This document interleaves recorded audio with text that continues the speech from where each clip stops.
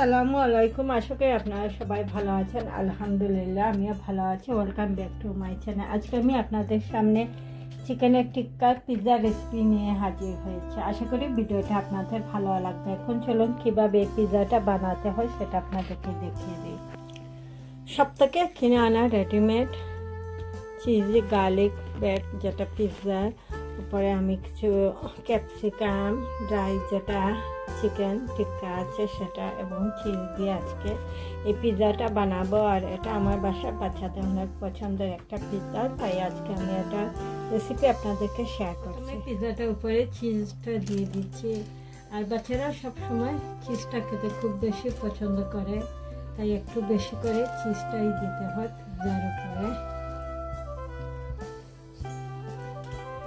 তারপর এটাকে দিয়ে দিচ্ছি চিকেন টিক্কাটা, যেটা ফ্রিজিং প্যাকেটে। চাইলে আপনারা বাসায় এই চিকেন টিক্কাটা বানিয়ে তারপর এটা পিৎজার উপরে দিতে পারবেন। তারপর দিয়ে দিচ্ছি কিছু ক্যাপসিকাম। এখানে 3 রকমের ক্যাপসিকাম নিয়েছি আমি, রেড, ইয়েলো এবং অরেঞ্জ। অল্প অল্প করে সব কিছু একটু দিয়ে দিচ্ছি পিৎজার উপরে।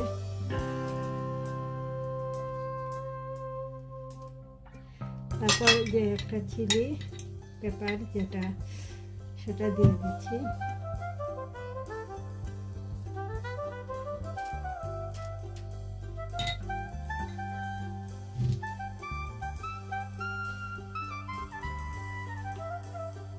এটা একটা পিৎজা রেডি করে নিয়েছি, এখন এটা ওভেনের ভিতরে রেখে দিচ্ছি।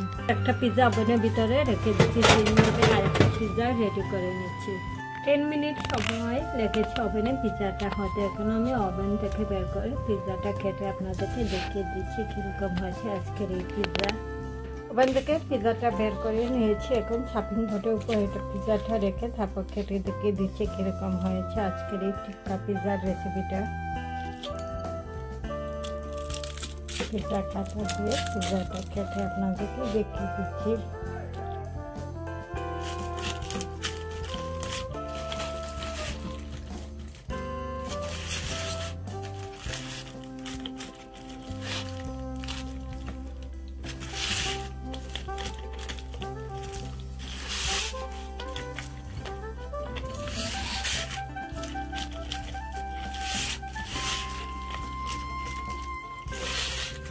পিৎজাটা কেটে নিচ্ছে, একটু পিৎজা তুলে আপনাদেরকে দেখিয়ে দিচ্ছি কীরকম হয়েছে।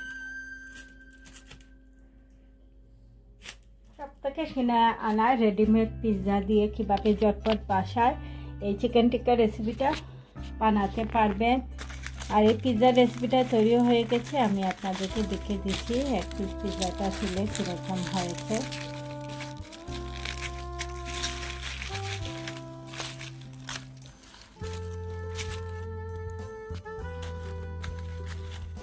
সুন্দর পিৎজা হয়েছে, উপরে চিকেন টিক্কা, ক্যাপসিকাম এবং যে পেপার চিলিটা দিয়েছি সেটাও দেখা যাচ্ছে। খুবই মজাদার এই পিৎজার রেসিপি।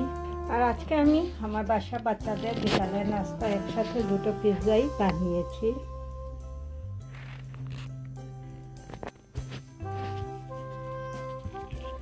আপনাদের আমার ভিডিওটা ভালো লাগলে লাইক কমেন্ট এবং ফ্রেন্ডসদেরকে শেয়ার করবেন। আর যারা এখন আমার চ্যানেলটাকে সাবস্ক্রাইব করেন নাই, আশা করি নতুন আরও ভিডিও দেখার জন্য আমার চ্যানেলটাকে সাবস্ক্রাইব করতে ভুলবেন না। সেই পর্যন্ত সবাই ভালো থাকেন, সুস্থ থাকেন।